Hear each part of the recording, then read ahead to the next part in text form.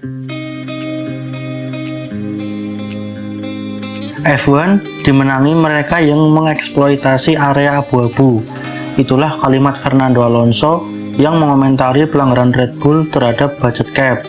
Ia juga mengingat soal kemenangan ilegal Ferrari pada 2019. Taulah kemenangan yang mana. Formula One musim 2022 hampir berakhir, namun kontroversi seputar pelanggaran regulasi budget cap yang dilakukan oleh Red Bull justru semakin mengemuka, dikarenakan hanya kelebihan di bawah 5% dari batas maksimum anggaran F1 2021 yang sebesar 145 juta US dollar. Red Bull dianggap hanya melakukan pelanggaran minor. Sebagai catatan, tahun lalu Red Bull berhasil merebut gelar juara dunia pembalap lewat Max Verstappen. Sejumlah tim dan pembalap rival pun meminta FIA dan otoritas Formula 1 menjatuhkan sanksi berat untuk tim asal Austria yang bermarkas di Milton Keynes, Inggris tersebut.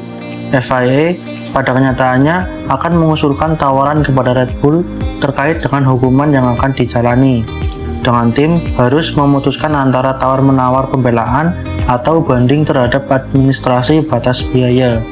Sementara menunggu apa yang akan dilakukan tim Red Bull, Max Verstappen yang mampu mempertahankan gelarnya usai memenangi GP Jepang hampir 2 pekan lalu menuding para rivalnya munafik, meskipun beberapa pembalap lain yang memiliki pemikiran sama dengannya. Di antara mereka adalah rookie F1 2021 yang punya 2 gelar juara dunia, Fernando Alonso, yang saat ini membela Alpine dan akan memulai karir baru bersama Aston Martin pada 2023.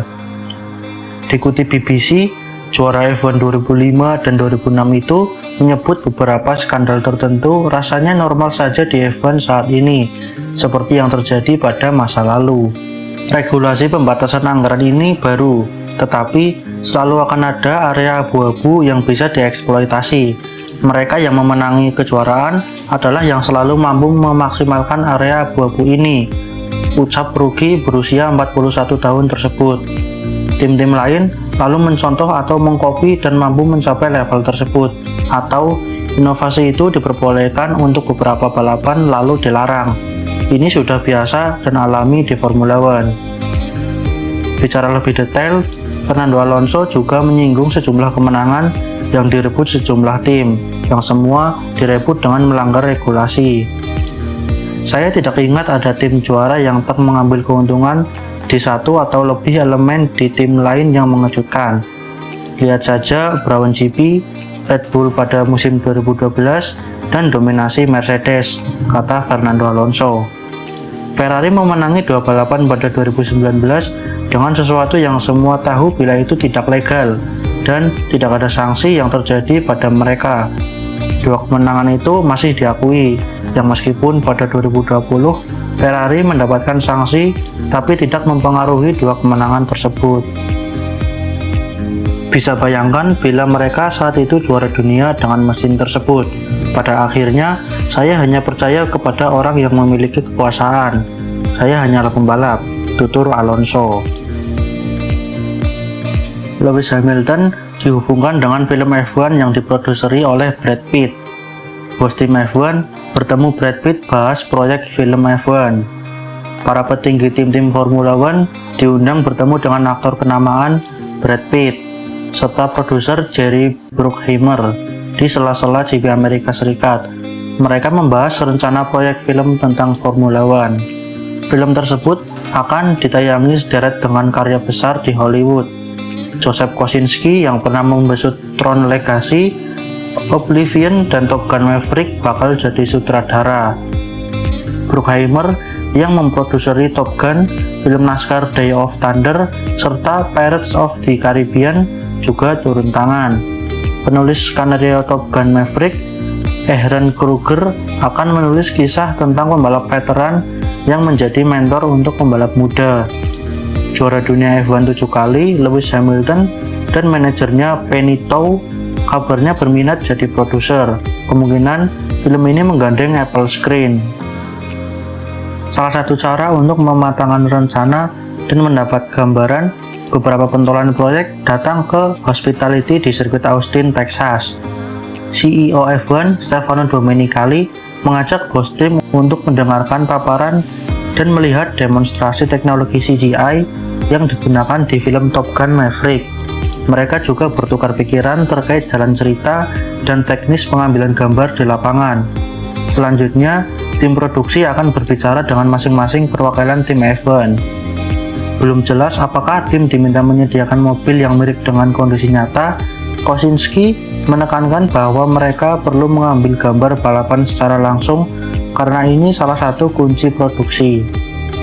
Idenya menangkap momen di dunia itu dengan cara paling otentik, mengambil gambar mobil sebenarnya dalam balapan nyata dan memberi penonton sensasi seperti apa berada dalam mobil-mobil itu, ujarnya kepada The Playlist. Ada 20 pembalap F1 di dunia dan itu merupakan klub paling eksklusif yang ada. Jadi ini akan jadi dunia yang menyenangkan, tantangan sangat unik untuk mengetahui bagaimana melakukan itu. Tapi tentu saja pengalaman bekerja dengan Tom Cruise dan membuat Top Gun akan diterapkan. Film berlatar belakang Formula 1 bukan kali pertama dibuat. Pada 1976, beberapa adegan Al Pacino untuk film Bobby Darfield diambil di akhir pekan Grand Prix Spanyol. Bernie Ecclestone juga muncul sebagai cameo. Ironisnya, saat ini mengambil peran dalam komersil F1, pengambilan gambar untuk film dilarang. Namun, pria gaek tersebut melunak ketika didekati Sylvester Stallone untuk proyek film F1. Hanya saja, kesepakatan kolaps dan film Driven dibuat dalam latar belakang Champ Car pada 2000. Tersingkir dari F1, Nicolas Latifi bantah hijrah ke IndyCar. Walau dipastikan kehilangan kursi Formula One, Nicolas Latifi mengesampingkan rumor yang menyebut dirinya akan berkompetisi dalam IndyCar musim depan. Sejak pengumuman bahwa Williams dan Latifi sepakat untuk mengakhiri kerjasama, nama sang pembalap dikaitkan dengan IndyCar. Kabarnya adalah dia bakal memperkuat Chip Ganassi Racing. Apalagi ditambah tim tersebut belum mengumumkan siapa pengganti Jimmy Johnson di tengah barisan driver seperti Scott Dixon, Alex Palou, dan Marcus Ericsson. Tetapi jelang GP Amerika Serikat, Latifi membantah tentang kabar yang menghubungkannya dengan ajang balap IndyCar dan juga tim mana yang akan dibelanya. Jujur, saya masih belum berkomitmen untuk apapun. Saya belum menandatangani apapun.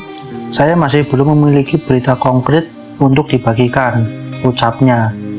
Saya melihat berita selama beberapa hari terakhir bahwa saya sudah menandatangani kontrak untuk balapan di IndyCar, yang menurut saya itu agak lucu. Iya, kamu juga lucu Latifi. Yes, it's normal. Wow. Tapi saya sudah berbicara dengan beberapa tim berbeda dalam kategori berbeda dan saya masih belum berkata pada diri sendiri, oke, ini atau tidak sama sekali. Jadi masih banyak hal yang belum terjawab, tambahnya.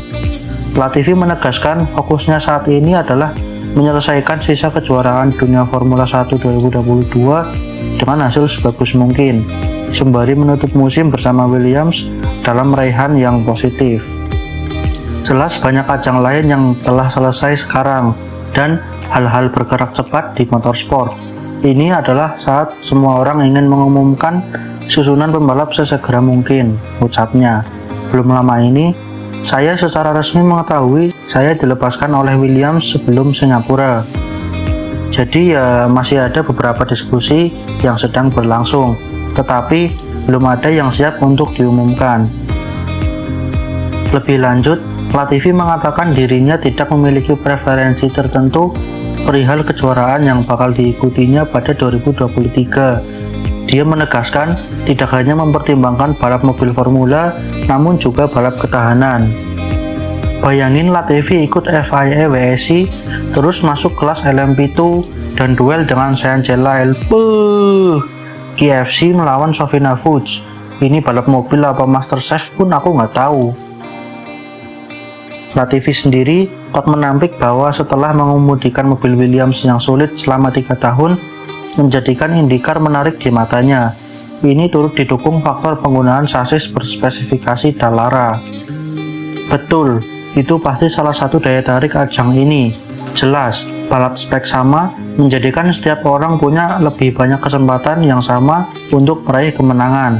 Itu adalah sesuatu yang tidak diragukan lagi telah saya lewatkan beberapa tahun terakhir, kata dia. Sesekali kami berada dalam posisi di mana kami sedikit lebih kompetitif untuk balapan dan kami mungkin menghadapi pertarungan di lintasan. Sudah jelas, kami tidak melakukan itu di setiap balapan. Lebih sering tidak, namun bukan itu masalahnya. Yang pasti, itu apa yang telah saya lewatkan. Dan ya, saya pasti akan menantikannya jika saya bergabung dengan ajang di mana kesempatan itu lebih setara, ucap Latifi. Thanks for watching dan jangan lupa subscribe dan perbanyak like-nya ya. Like-nya itu dibanyakin.